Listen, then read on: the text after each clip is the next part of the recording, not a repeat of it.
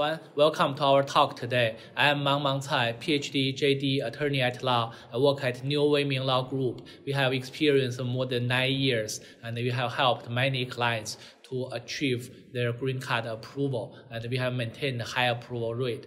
Today, our topic is the most recent I-485 adjustment of status interview experience. Well, it's based on my own experience today. I accompanied a client to the USCIS field office, and I have noticed some differences, updates that I want to share with you.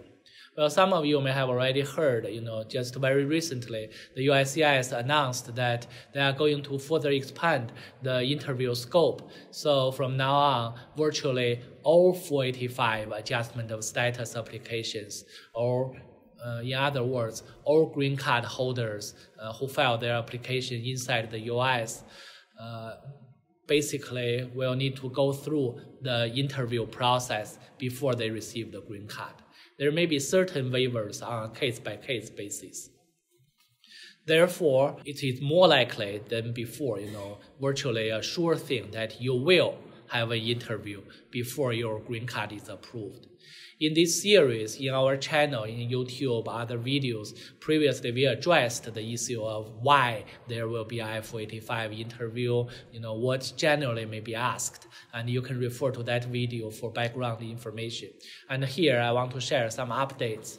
So this interview process definitely is getting more formal. For example, previously you just simply need to take a basic oath, and now you need to take an oath to swear that you are going to say the truth, the whole truth, nothing but the truth, just like the court. So, beware of what you say, think about it carefully, make sure what you say is supported by the truth, by facts. And to make this technically possible and traceable, the USCIS is now videotaping the interview process. So what you say, during the interview will be taped and recorded. So there will be evidence there, and we'll go back to that topic. In addition, before the interview starts, you are expected to submit your ID to verify that it is indeed you who attend the interview. And in addition, you will need to have fingerprint. So you will have the index fingers of both hands will have the fingerprinting taken, to verify that it is you. So these are the formats. As you can see, it is definitely getting more formal. And then about the contents, essence. So looks like first the USCIS wants to make sure that you have kept valid legal status since you entered the US. So the immigration officer will ask, when's the time that you first entered the US? And when's the most recent time that you entered the US? And then between that time and now, what kind of job have you done, or what have you been doing? Where have you lived? Including all the different addresses. And what kind of visa status have you kept? As you can see, these three items, they are related, but they are not the same, right? So where did you live? What's your visa status?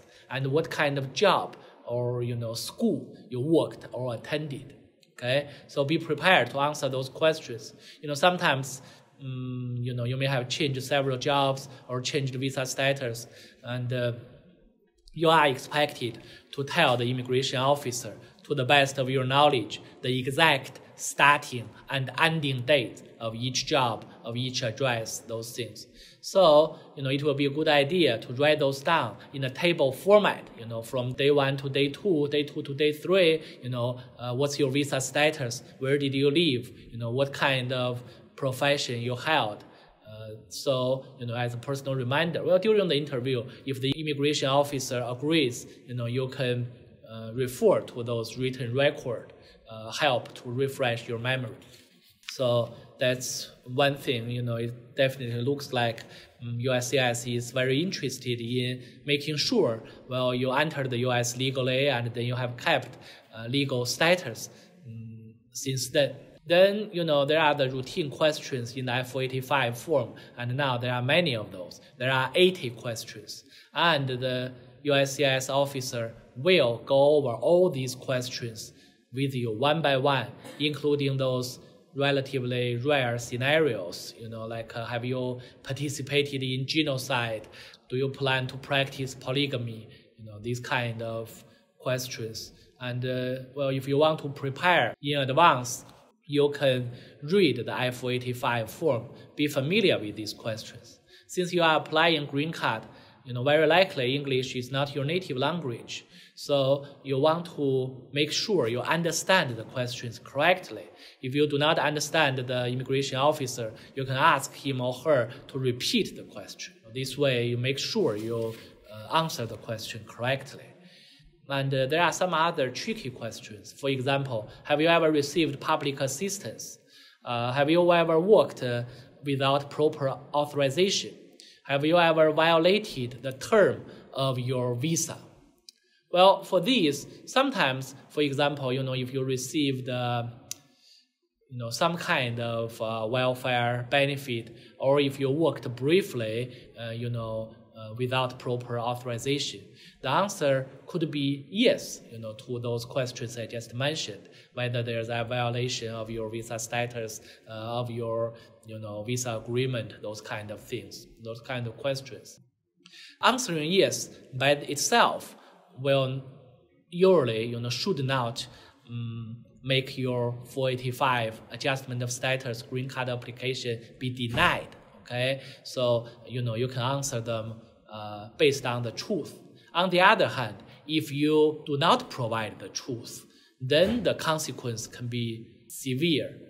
It can be interpreted as lying to the U.S. federal government, and that can result in denial of your I-485.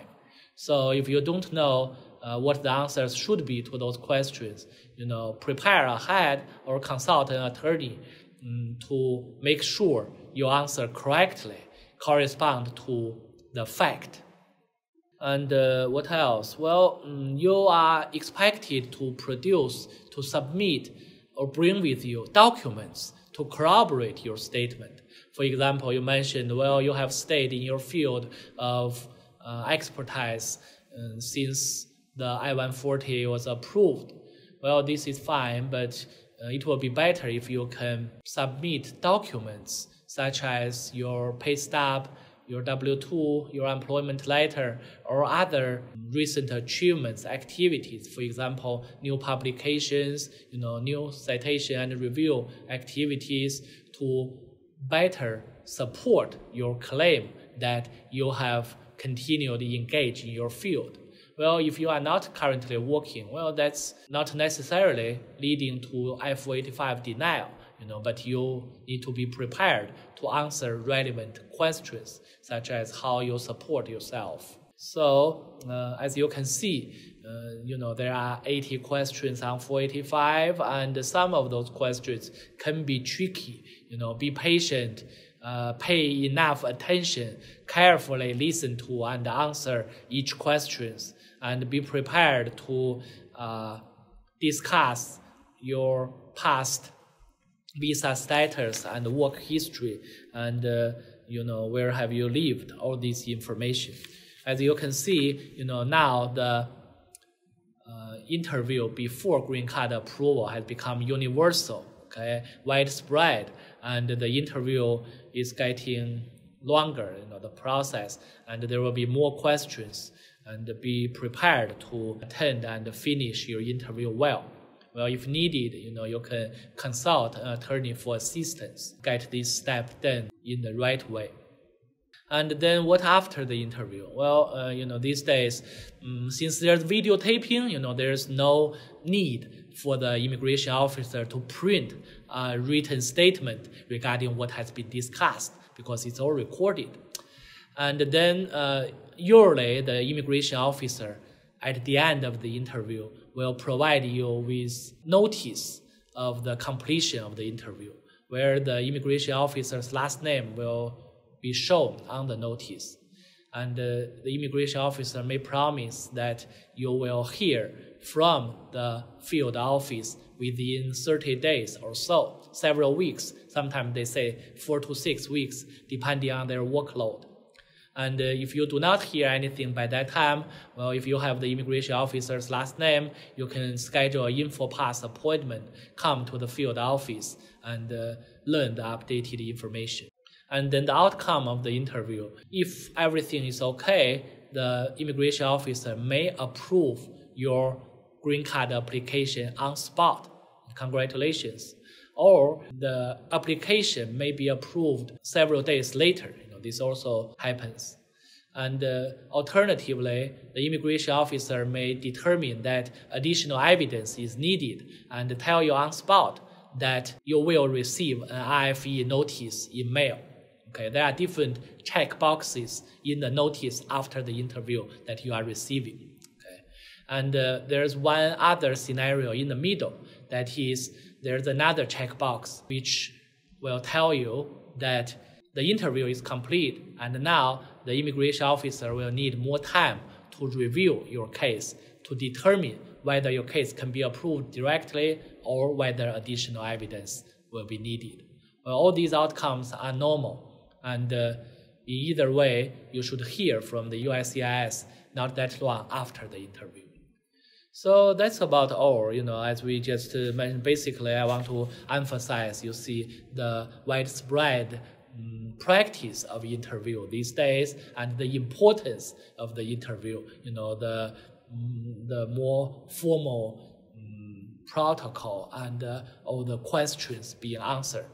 So that's all I want to share today, and I wish you prepare your interview well. If you have any questions, you can contact us. Thank you.